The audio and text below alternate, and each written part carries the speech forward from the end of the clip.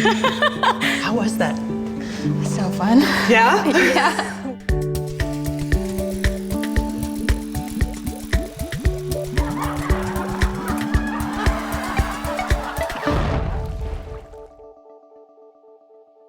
Art, the expression or application of human creative skill and imagination. That is how it is defined in the dictionary of my MacBook. You probably heard the term art therapy thrown around before, but today we're honing in on a new type of art therapy designed exclusively to focus in on positive emotions, personal control, and a sense of meaning.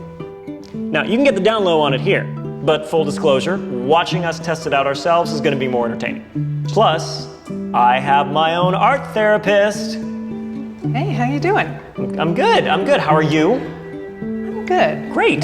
Great. Welcome. Pamela is a registered and board certified art therapist with the American Art Therapy Association. So, can flexing your artistic muscles really make you happier? Let's find out. Once again, we brought in a selection of subjects. Now, first we gave them a test to measure their current level of happiness. Oh, you're not done yet. I hate to tell you that. No, there's more. Next, we asked them to write out a list of things in their life that made them feel happy or supported. Then we had them assign a color to themselves and to each of the things on their list. I'm just gonna write ladies. That works? Yeah. I don't think there's any misinterpreting that, yeah. It felt like the right time to rope them into doing something creative. So we traced a life-size outline of their body. Do I smell good? Fantastic. And told them to fill it in with the different colors, depending on where it resonated for them. We told them to put a circle in the center that represented themselves. Now, they hadn't realized it, but we put them in a reflective state of mind, and in order to complete the exercise, they had to really focus on how each person or thing contributed to their life. So what was that like for you? Oh, I loved it.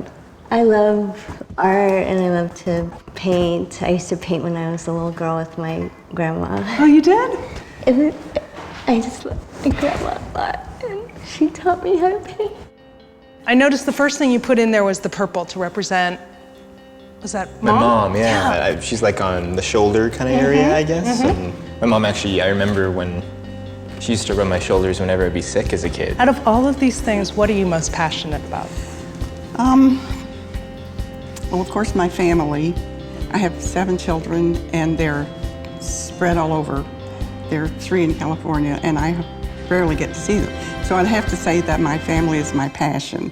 Orange, what is orange? Orange is ladies. The ladies. Yeah.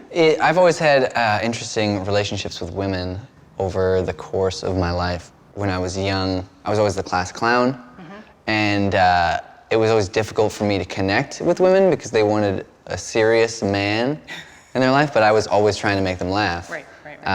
So they were always this unattainable presence in my life. Like I was never able to have a girlfriend when I was a kid, so I feel like that has always been a hurdle that needs to be dealt with. Right. So when you look at me, you just see, wow, that man is very emotional and very passionate about a plethora of different things. I see a clear paint representation of my personality. First thing you put on here was your dad. My dad has always been the one that's there my whole life. Yeah. I'm a daddy's girl, for sure. How's he there for you? Oh my gosh, I have to be careful what I say around him. Like, if I say, oh, I broke my pencil today, I'll have like 24 packs of pencils on my doorstep the next day. Every time I'm on the phone with my dad, present day, he's like, well, just in case I'm not around tomorrow. Like, he does stuff like that.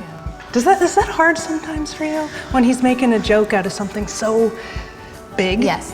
Yeah. But there's just like that. The one right in the middle is my mom. What is going on? This is so weird. Yeah, because I think just looking at this, she really is like my core. She's like the foundation upon which everything else has kind of been built upon. So she's been the example that kind of guides me to even be able to assess where everything lies. So my mom, yeah. So, what do we find out? Well, we saw an average increase in happiness of 8.1%, with the highest jump being 36.7%.